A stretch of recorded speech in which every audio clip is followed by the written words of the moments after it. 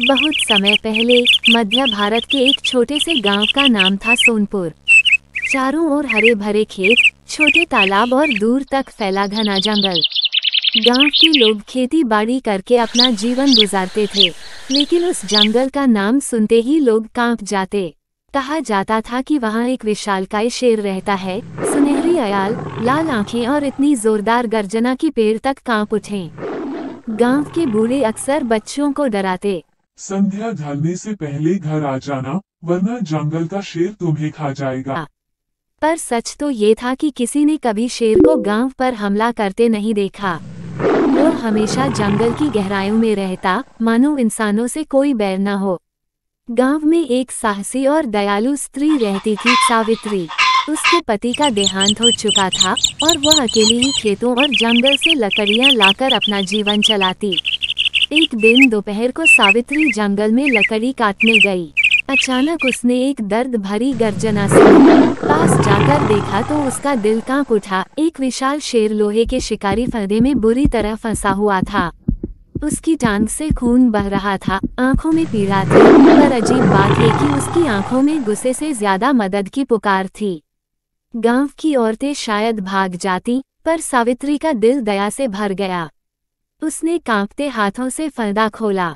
शेर आजाद होते ही चुपचाप उसे देखने लगा। कोई गुर्राहट नहीं, कोई हमला नहीं, बस उसकी आंखों में जैसे एक वादा था, तुमने मेरी जान बचाई, मैं तुम्हें कभी नुकसान नहीं पहुंचाऊंगा। उस दिन के बाद अजीब बातें होने लगी। जब भी सावित्री जंगल जाती, दूर से वही शेर दिखाई देता। वो कभी पास नहीं आता, पर उसकी आंखें जैसे कहती, मैं तुम्हारी रखवाली कर रहा हूँ। एक बार गांव में जंगली भेड़िए घुस आए। लोग डर गए। तभी कहीं से वही शेर आया और भेड़ियों को भगा दिया। उस दिन गांव वालों ने देखा कि शेर सावित्री के घर के सामने खड़ा है और फिर चुपचाप लौट गया। अब गांव में बातें होने लगी। यह कोई साधारण रिश्ता नहीं, लगता है शेर और सावित्री के बीच कोई अनोखा नाता है।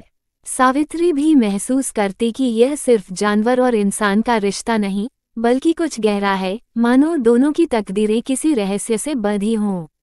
एक दिन गांव में एक बूढ़ा साधु आया। वह दूर देशों की यात्राएं कर चुका था। सावित्री ने उससे शेर की बात बताई। साधु ने आंखें बंद की, मंत्र बुदबुदाया और बोला, ये शेर कोई साधारण जानवर नहीं, यह एक राजकुमार है जिस पर जादूगरनी ने श्राप डाला था। उसने उसे शेर बना दिया ताकि वो अपनी सच्ची पहचान भूल जाए।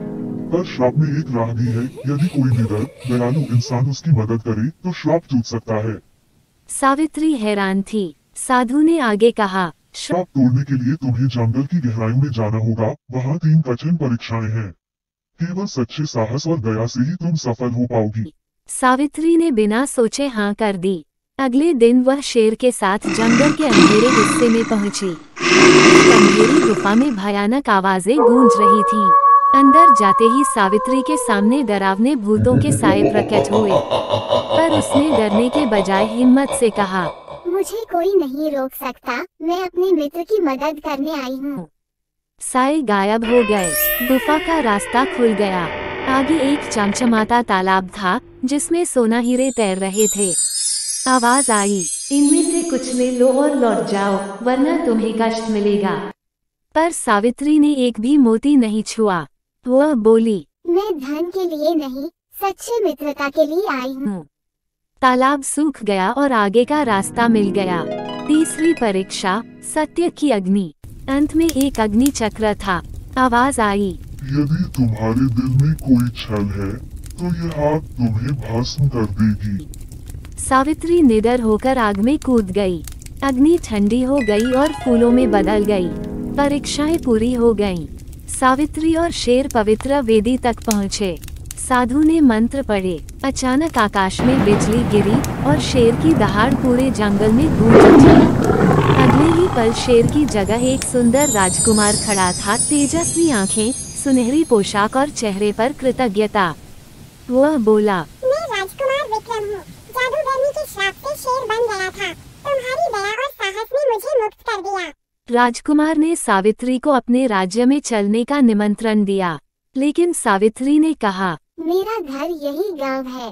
पर मैं चाहती हूँ कि तुम अपना राज्य संभालो और न्यायपूर्वक राज करो।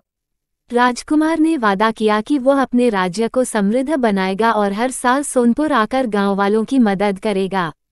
सावित्री और राजकुमार की दोस्ती गांव में एक मिसाल बन गई। लोग कहते, सच्ची दया और साहस से पत्थर दिल भी पिघल सकता है और शेर भी मित्र बन सकता है। ये थी शेर और औरत का अनोखा रिश्ता, एक कहानी जिसमें डर, साहस, दोस्ती और जादू का संगम है।